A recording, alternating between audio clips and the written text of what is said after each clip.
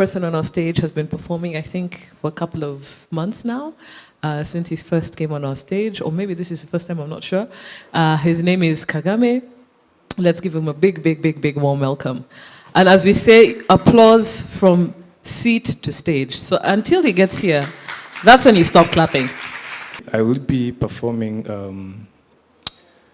around 2 pieces, and one is a backlog from last month because I was not able to show up. So I believe we will have to follow the fasting out rule. So it is themed the diversity dance. And it is mostly trying to criticize certain entities, certain human beings that are so trying to fit in the picture of bringing out what diversity is and fighting for rights. So welcome to the Diversity Dance, the most exclusive yet oddly performative event in town. Everyone is invited as long as you fit into the neatly labeled boxes we've prepared.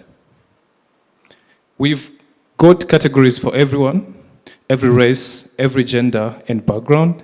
So grab your assigned label at the door and get ready to dance to the rhythm of carefree, curated inclusion. Our hosts tonight are the CEOs, politicians and influencers who have recently discovered that diversity is the new black. Watch as they trip over themselves to show just how woke they are.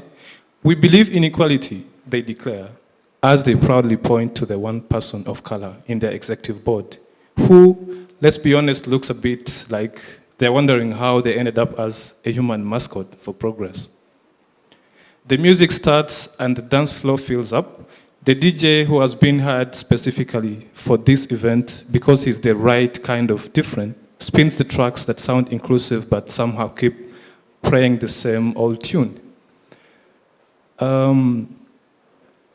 Let's take a closer look at the crowd, shall we? There is the diversity hire who has been brought in to shake things up but keeps getting asked to make coffee. Then there is the ally who wears the activism like a badge of honor, but only when it's convenient. You'll see them snap selfies with people from marginalized groups to show how much they care. But when the real issues come up, they're suddenly too busy to help. Over in the corner is the token, who is learned to smile through the gritted teeth while everyone else talks over them about their own experiences. They have mastered the art of being visible, just enough to check a box, but not enough to challenge the status quo.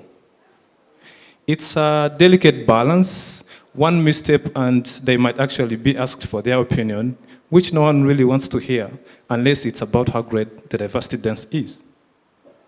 And let's not forget the performative activists. They've got all the right slogans on their shirts, and they will hashtag Black Lives Matter until their fingers ache. But when it's time to speak up in a board meeting or challenge a friend's racist joke, they'll suddenly lose their voice. It's much easier to post a black square on Instagram than to actually dismantle the systems of oppression that give them their privilege, after all. As the night wears on, the diversity dance continues, but the room starts to feel a bit crowded. Everyone is misstepping on each other's toes, trying to outdo one another in their quest to be the most inclusive. But in the end, the dance is just that, a performance. The lights dim, the music fades, and the dancers go home satisfied that they have done their part. But when the lights come back on the stage, the room remains the same. The same barriers still stand, the same inequalities persist. At the end of the day, real change isn't about dancing around the issues. It's about rolling up your sleeves and doing the hard work, even when no one is watching. So the next time you're invited to the diversity dance, maybe think twice before you hit the floor. Instead of joining the performance, take a step back and ask yourself, what can I do to make sure that when the music stops, the progress doesn't? Because real inclusion isn't a dance, It's a commitment to creating a world where when everyone's voice is not just heard, but valued.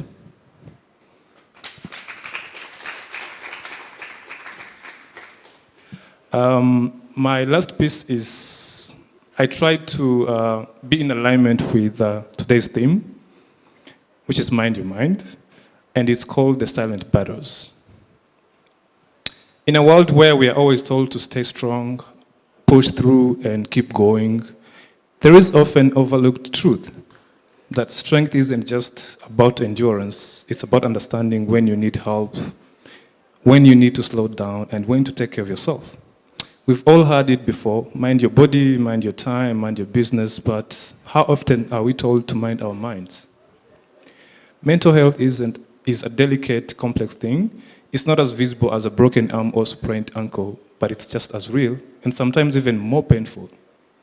When we look and talk about mental health, the conversation often falls into a whisper, as if it's something that has to be, like something that is ashamed of, and something we should tuck away in the corners of our minds and never bring out in the light.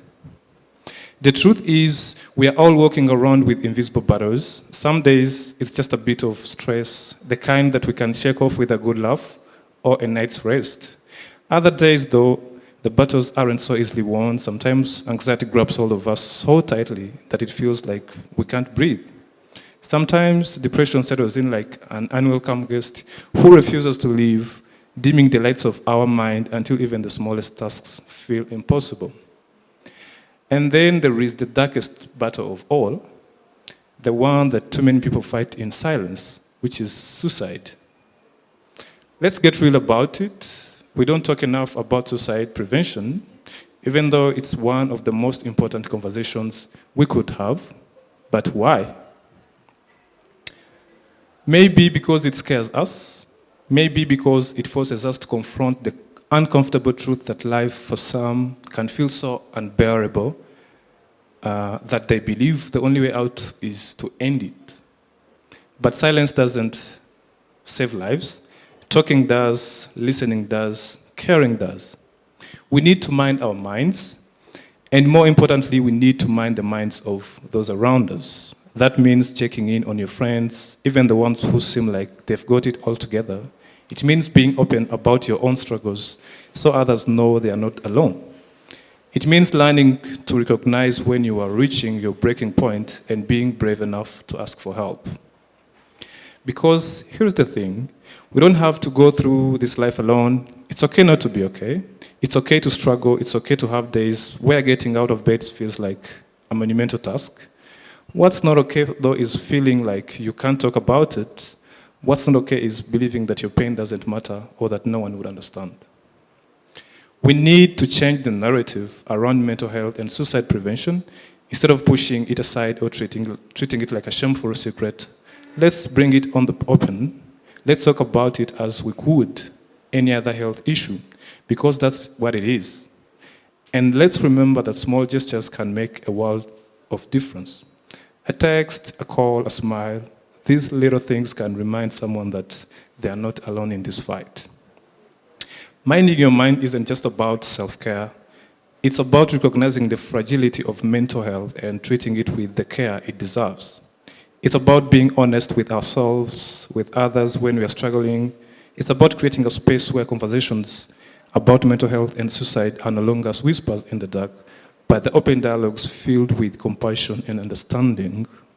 So as we talk about Mind Our Mind, let's not shy away from the hard conversations. Let's remind each other that there is no shame in asking for help, that taking care of your mental health is as important as taking care of your body, and that no matter how dark things may seem, there is always someone willing to listen. Because at the end of the day, we all deserve to feel seen, heard, and cared for. So mind your mind, and let's mind each other's minds too. Thank you so much.